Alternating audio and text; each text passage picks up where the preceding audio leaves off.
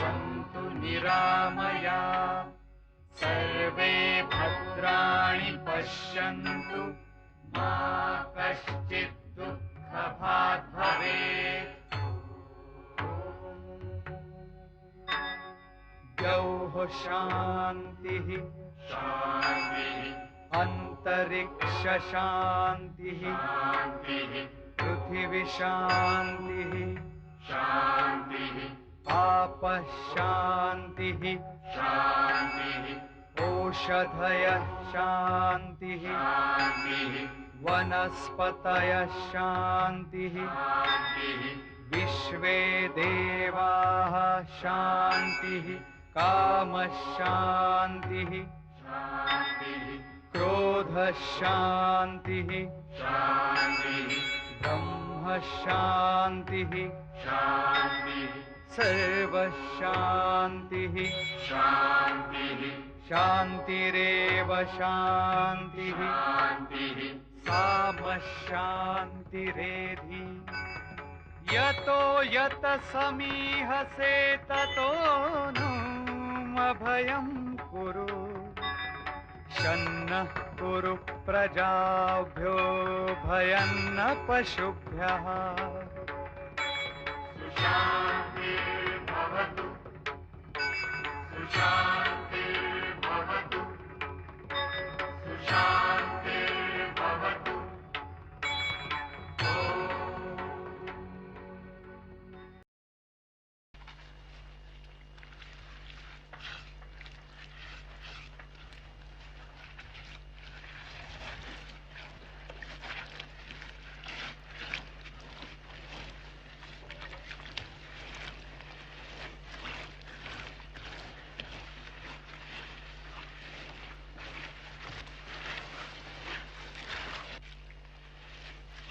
जिन छात्रों का आज समावर्तन है वे अग्निहोत्र संपन्न कर सूर्योदय के पूर्व अपने अपने कक्ष में चले जाएं और सूर्यास्त के पश्चात ही कक्ष से बाहर निकलें। जिन छात्रों का आज समावर्तन है वे अग्निहोत्र संपन्न कर सूर्योदय के पूर्व ही अपने अपने कक्ष में चले जाएं व सूर्यास्त के पश्चात ही कक्ष से बाहर निकलें।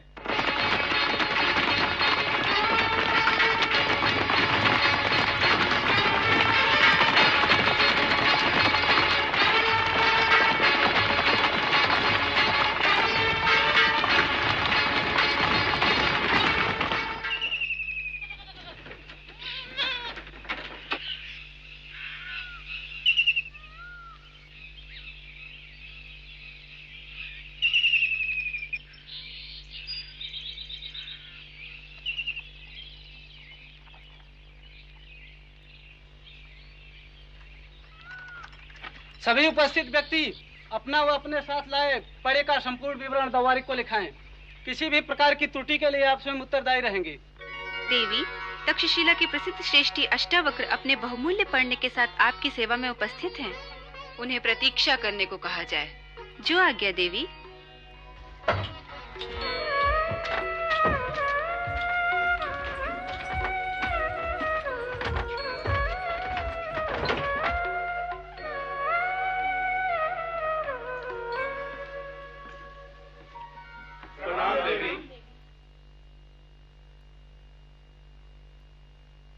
दासी, इस कृपा के लिए मैं देवी का आभारी रहूंगा।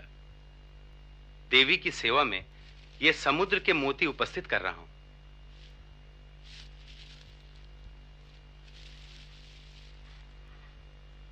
ताम्रपर्णिक नदी के संगम से उपलब्ध ये मोती हैं।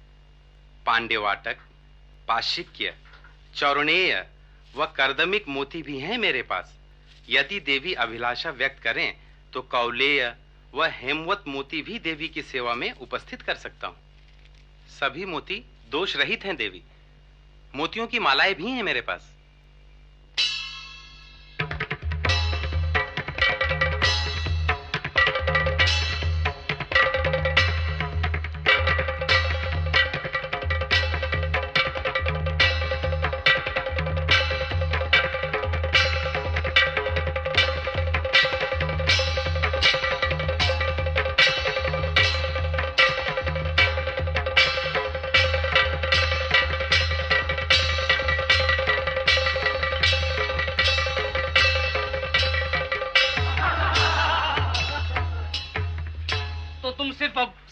बोलोगे? हाँ, मेरा प्रण अटल है।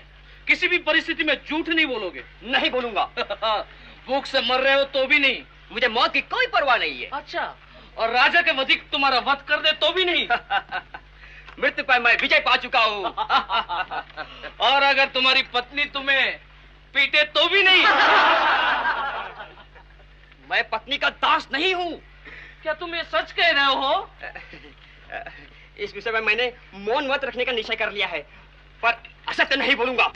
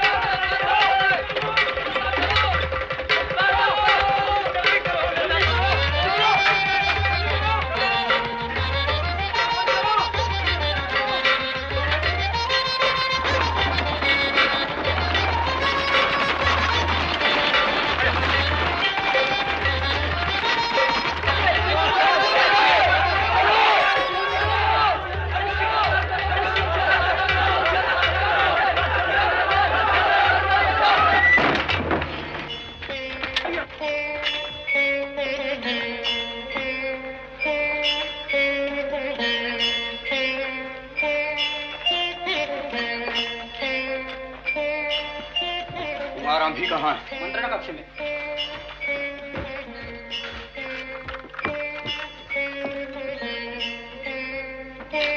क्षमा करें देव, पर नगर की ओर कह का सैन्य बढ़ रहा है। ऐसी सूचना सीमा रक्षक लाया। दुष्ट पर्वतेश्वर ने हमारे साथ धोखा किया है। द्वारपाल, अंतपुर नगर के सभी द्वार बंद कर दिए जाएं और कैकेयी को उसके आक्रमण का प्रत्युत्तर दिया जाए। कुमार, महाराज पर्वतेश्वर सीमा रक्षकों का सम्मान करते हैं। अब भी उनसे वार्ता कर विवाद समाप्त कर।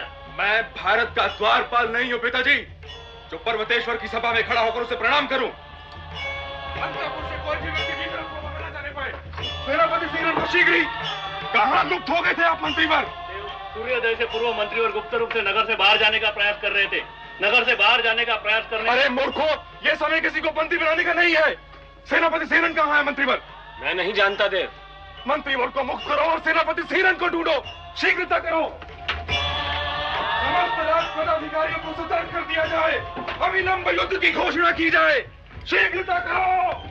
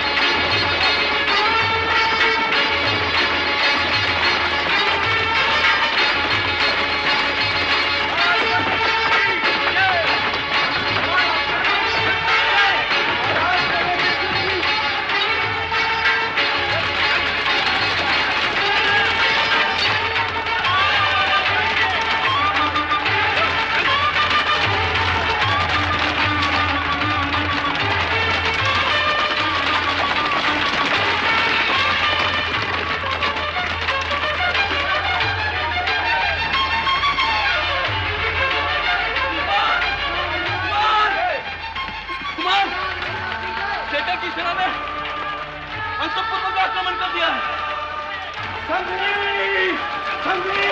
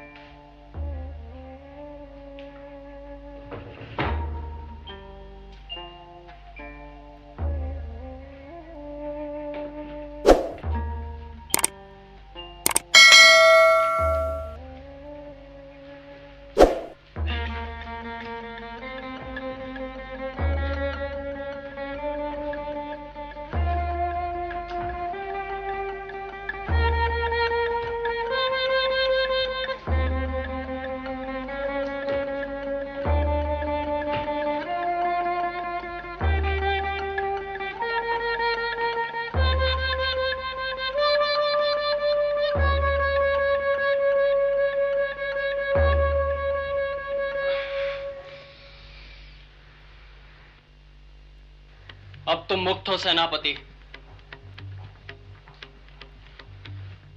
सेनापति? नाम मतलब तुम सेनापति का।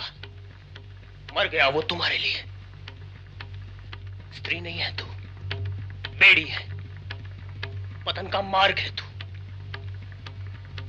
उससे प्रेम का नाटक करती थी। नाटक करते करते तुमसे सचमुच प्रेम करने लगी हूँ सेनापति। इसीलिए मुझे उस तहखाने में ढकेल दिया था, मरने के लिए। क्या मिला इस कृत्य के बदले तुझे, कलंकिनी? और किसके साथ प्रेम का निर्वाह करने के लिए ढकेल दिया था मुझे उस अंधे कुएं में? जाओ सेनापति, आज मैं तुम्हें नहीं रोकूंगी, पर एक बात सुनते जाओ। कल प्रातः मैं केकय के लिए तक्षशिला छोड़ दूंगी। तुम चाहो तो मेरे साथ आ सकते हो। अंतिम क्षण तक नगर द्वार पर तुम्हारी प्रतीक्षा करूंगी। मैं महाराज पर्वतेश्वर से तुम्हें पुरस्कार के रूप में मांग लूंगी सेनापति। केकय ने तक्षशिला पर आक्रमण किया? शुभदेव, क्या केकय ने तक्षशिला पर आक्रमण किया? पूछ रहे थे ना किससे प्रेम के निर्वाह के लिए मैंने तुम्हें अंधे कुएं में धकेला। मैंने अपनी मातृभूमि केकय से प्रेम का निर्वाह किया है सेनापति। ये तुमने क्या किया शुभदेव? मैंने अपने दायित्व का निर्वाह किया है सिंहरण। अब तुम जा सकते हो। जाओ, वरना कहीं तुम्हें खो देने के डर से मैं तुम्हारी हत्या न कर बैठूं। मेरे लिए आत्महत्या के अतिरिक्त और कौन सा रास्ता छोड़ा है तुमने शुभदेव? मैं किस मुंह से अम्बिराज के समक्ष जाऊं? निर्णय तुम्हें करना है सेनापति।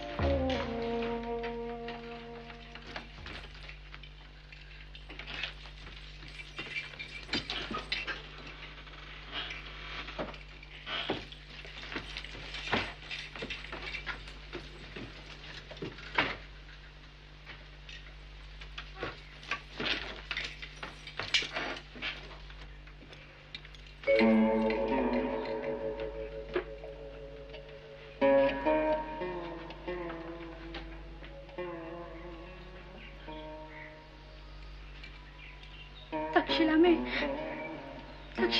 क्या हो रहा है पिताजी? ये सब तेरे भाई की मूर्खता का परिणाम है। केकैराज ने आप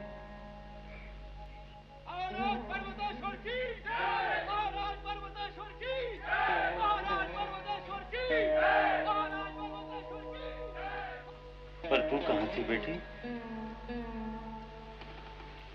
गुरुकुल। एकत्र त्याग घातौ च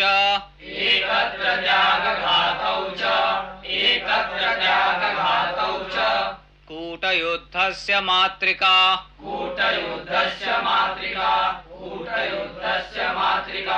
योग गूढ़ोपजापार्थम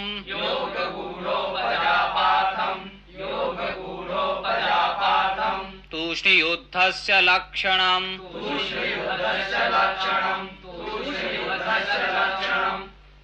किसी देश या समय को निश्चित कर जो युद्ध घोषणा की जाती है उसे प्रकाश युद्ध कहते हैं।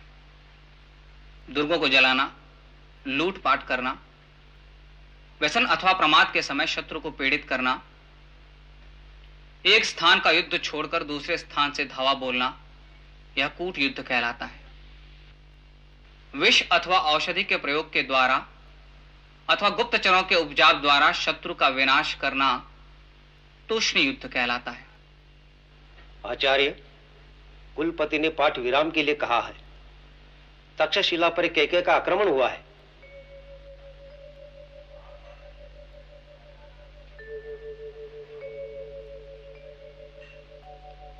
आज यहीं विराम करते हैं। ओम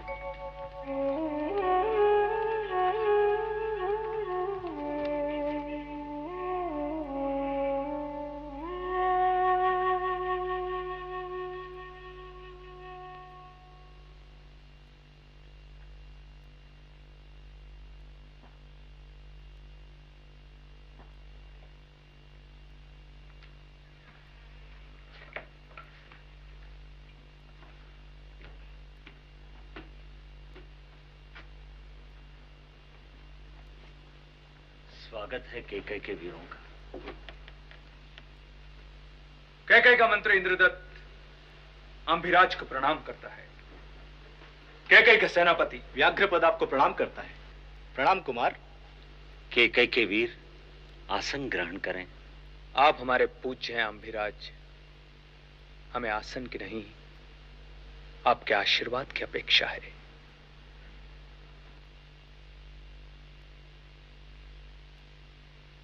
तक्षशिलाधीश, हम यहां मंत्रणा के लिए, मित्रता के लिए आए हैं। कुमार की उपस्थिति पर हमें कोई आपत्ति नहीं है, क्योंकि अंत में कुमार को ही तो हमारे संबंधों का निर्वाह करना है। कुमार, बैठिए मंत्रीवर।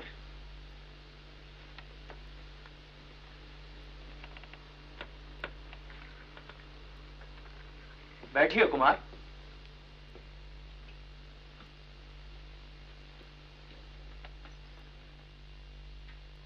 पिता के समक्ष पुत्र खड़ा नहीं रहता।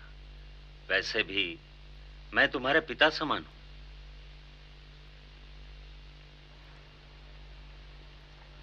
तक्षशिलाधीश, महाराज पर्वतेश्वर ने आपको प्रणाम कहा है। पर्वतेश्वर को इस विजय की बधाई देना मंत्रीवर। तक्षशिला की पराजय में कैकेयी की विजय नहीं हो सकती देव। यह हमारी पराजय है तक्षशिलाधीश, कि हम दो राज्यों के भविष्य का निर्णय शांति से नहीं शस्त्रों से करते हैं। कब तक हम निर्दोषों का रक्त बहा अपने माथे पर तथाकथित विजय का तिलक लगाते रहेंगे? रक्त आप बहा रहे हैं मंत्रीवर। कुमार, आप सर्वथा निर्दोष तो नहीं है कुमार। कैकेयी को तक्षशिला की भूमि की चाह नहीं है। जो भूमि आपकी है वो आप ही की रहेगी। दूसरों की भूमि पर अधिकार करना हमारी संस्कृति नहीं है कुमार। इसके लिए मैं दोषी हूं मंत्रीवर। प्रश्न आपके दोषी होने या नहीं होने का नहीं है अम्बिराज। प्रश्न भारत की सीमाओं की सुरक्षा का है। हमारी सीमाएं सुरक्षित हैं। यदि इसी प्रकार सीमा प्रदेशों में संघर्ष चलता रहा तो वे सुरक्षित नहीं रहेंगे कुमार। आपके कथन में गांधार के सीमा प्रदेशों को हड़प करने की इच्छा ही व्यक्त हो रही है। आप कैकेयी को गलत समझ रहे हैं कुमार। तक्षशिला के हित में ही कैकेयी का हित है। यदि तक्षशिला सुरक्षित रहेगी तो कैकेयी भी सुरक्षित रहेगा। पर आपके राज्य में कैकेयी के विरुद्ध विघटनकारी शक्तियों को प्रोत्साहन मिलता है, जिसका कैकेयी खुलकर विरोध करता है। आप तक्षशिला पर आरोप लगा रहे हैं। आप तक्षशिला नहीं है कुमार, मैं आप पर आरोप लगा रहा हूं। आप संधि की बात करने आए हैं या आरोप लगाने? यदि कैकेयी राज अम्बिराज का सम्मान नहीं करते तो मैं आज आपसे एक विजेता की तरह बात करता कुमार। तुम बाहर जाओ कुमार। मैं तो यहां ठहरना भी नहीं चाहता था। मेरे पुत्र को क्षमा करना मंत्रीवर। असहाय हूं, पर पर्वतेश्वर से निवेदन करना कि भविष्य में शिकायत का अवसर नहीं दूंगा। एक बूढ़े विवश पिता की ओर से पर्वतेश्वर से क्षमा मांगना। आप हमें लज्जित कर रहे हैं तक्षशिलाधीश। समावर्तन के अवसर पर इतना अवश्य कहूंगा कि जिस क्षण से गुरुकुल ने तुम्हें स्नातक घोषित किया उसी क्षण से तुम्हारी दूसरी परीक्षा प्रारंभ हो गई है। अब देखना यह है कि गुरुकुल की शिक्षा को कितना तुम अपने जीवन में उतार पाते हो। सत्यनिष्ठ मूल्यों को आदर्श की संज्ञा दे अपने सुखों के समाधान के लिए उनसे बचने का प्रयास करोगे तो यह आडंबर होगा। सत्य और धर्म के मार्ग का अनुसरण कर अपने कुल और राष्ट्र का गौरव बढ़ाना, यही गुरुकुल की तुमसे अपेक्षा है।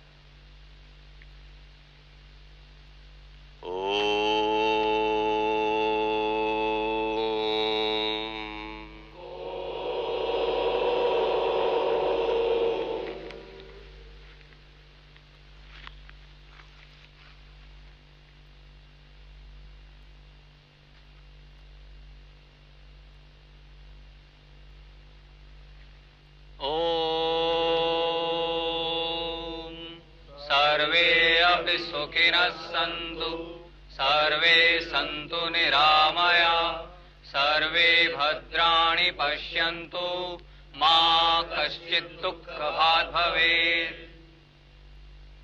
उपस्थास्ते अनमिवा अयक्ष्मा अस्मभ्यं सन्तु पृथ्वी प्रसुताः दीर्घनायु प्रतिबुद्धिमाना वयं तुष्यं बलिहृतस्याम्।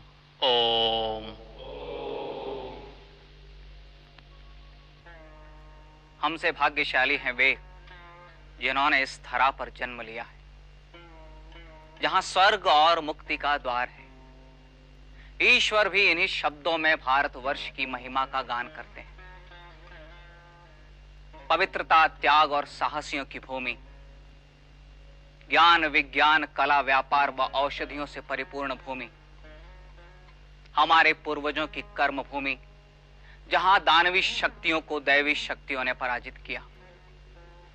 उत्तुंग शिखरों व सुंदर वनों से आच्छादित, पवित्र, आनंद, शौर्य, उत्सर्ग, राष्ट्र भक्ति, श्रेष्ठ गुणों व दया के लिए प्रसिद्ध भूमि, स्वर्ग से भी श्रेष्ठ भारत भूमि, और उसी भारत भूमि के उत्थान के लिए अपना सर्वस्व समर्पित करने की भावना के साथ मां भारती के पुत्र आज अपनी अपनी जन्मभूमि वापस जाएंगे।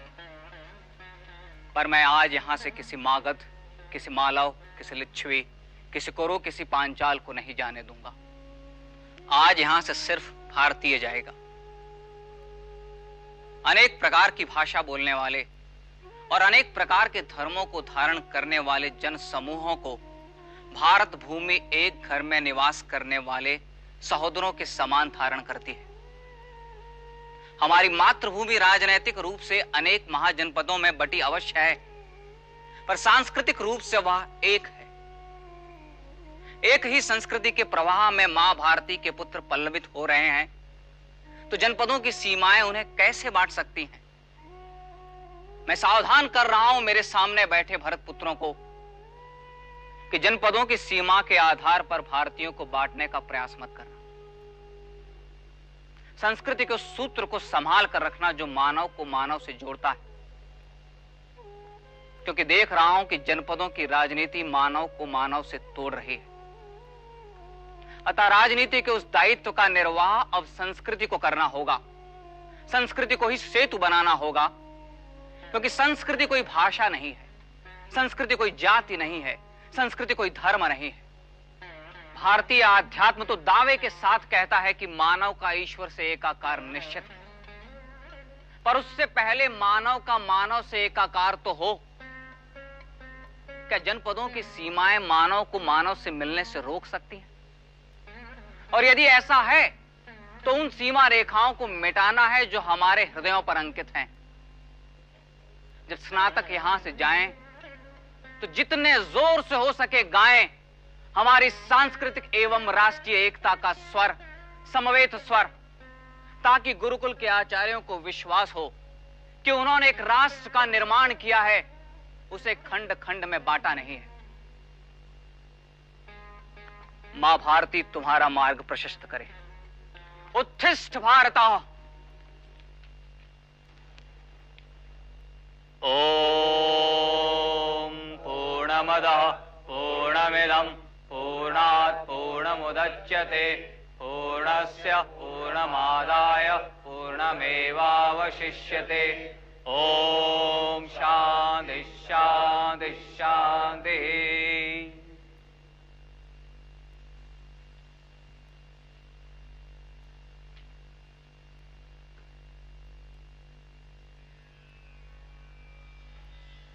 आचार्य,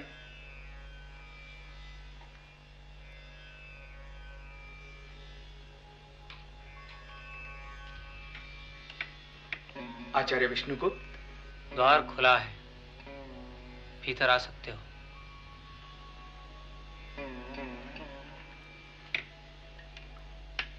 आचार्य, मैं इंद्रदत्त।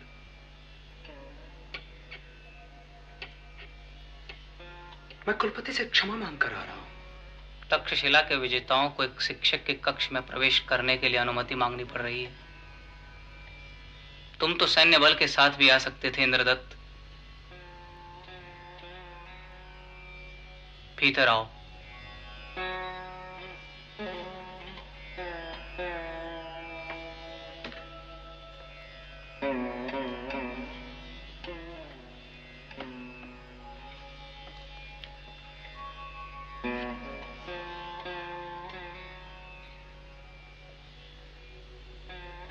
जल पियोगे? नहीं। भोजन किया? हाँ। फल खाओगे? कुछ और नहीं पूछ सकते तुम? कह के मंत्र से और क्या पूछूं? तुम इतने कठोर तो नहीं थे विष्णु। तुम किसी और रूप में आए होते तो तुमसे बहुत कुछ पूछता। तुमसे बहुत कुछ पूछना था। वर्षों बाद आए, और वह भी आक्रांता के रूप में। ये आक्रमण अनिवार्य था विष्णु। कब तक एक जनपद दूसरे जनपद से लड़ता रहेगा? कब हम जनपदों की मानसिकता से ऊपर उठकर राष्ट्रीय हितों के लिए विचार करेंगे? पर संघर्ष के भय से कोई जनपद अपने अधिकार तो नहीं छोड़ सकता। जनपदों के संघर्ष में राष्ट्रीयता दम तोड़ देती है इंद्रदत्त। जनपदों की यह स्वकेंद्रित राजनीति राष्ट्र के उत्कर्ष में बाधक होगी। यही संघर्ष एक दिन राष्ट्र को पतन के कगार पर ला खड़ा करेगा। एक बात पूछूं विष्णु? पूछो। कोई राजनीतिक सृष्टि तुम्हारे मन के प्रांगण में आकार तो नहीं ले रही है? राजनीति में मेरा क्या स्थान इंद्रदत्त? मैं तो एक शिक्षक हूं। इसलिए मैं तुमसे डरता हूं। सच? तो मुझे भी किसी राज्य का मंत्री बना दो।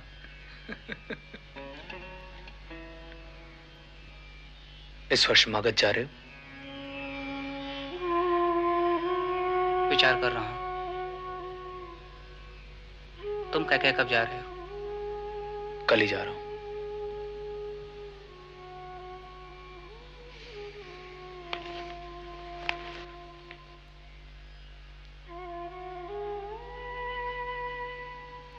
आज्ञा दो आचार्य। बहुत याद आते हो विष्णु।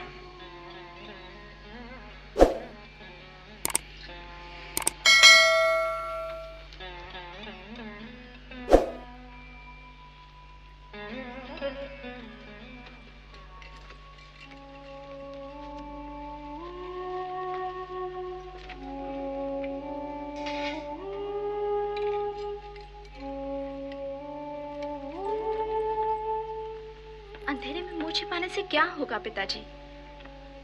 उठिए और धैर्य के साथ इस सत्य को स्वीकार कीजिए। चलिए पिताजी। तुम मुझे कहां ले जाना चाहती हो अलका? सेनापति सिंहरण आपकी प्रतीक्षा कर रहा है। अब वो यहाँ क्या कर रहा है? तक्षशिला को उसकी अब कोई आवश्यकता नहीं। वो आपसे मिले बिना नहीं जाएगा। उसे जाने के लिए कह दो अलका। यदि आपने और देर की तो वो अपना सिर कटवा कर रहेगा, पर आपसे मिले बिना नहीं जाएगा। प्रहरियों से लड़कर अपनी जान पर खेल कर वो आपसे मिलने आया है। उससे मिल लीजिए पिताजी। उसे यहीं ले आओ।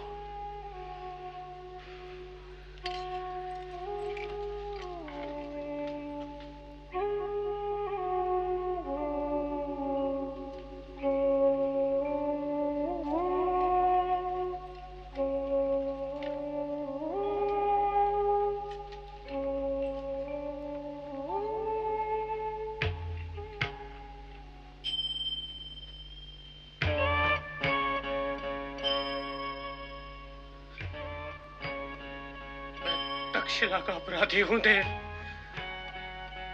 मेरा वध कर दीजिए। मैं जीवित नहीं रहना चाहता। अपने वधिकों से कहकर मेरा वध करवा दीजिए। मैं घोर पातकी हूं, मुझे ठोकर मारिए देव।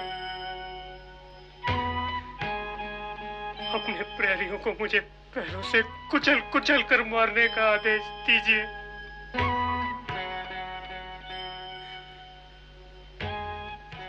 मुझे जीवित जमीन में गिरवा दीजिए, मगर मुझे जीवित मत छोड़िए देव। मुझे मारिए देव, मुझे मारिए। तुम जीवित रहो, यही तुम्हारा दंड है सिमरण।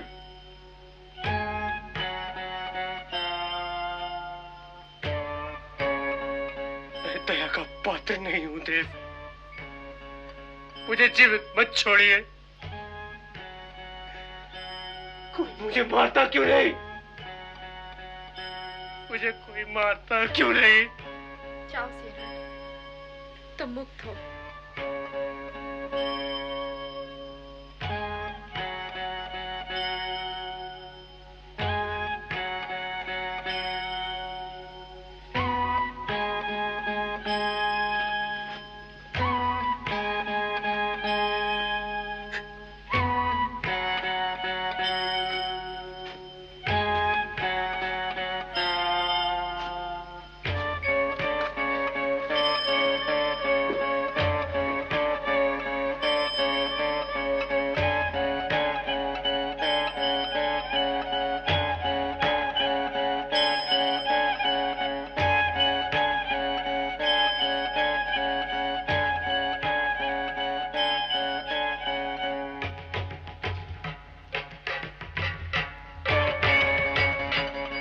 मारता क्यों नहीं?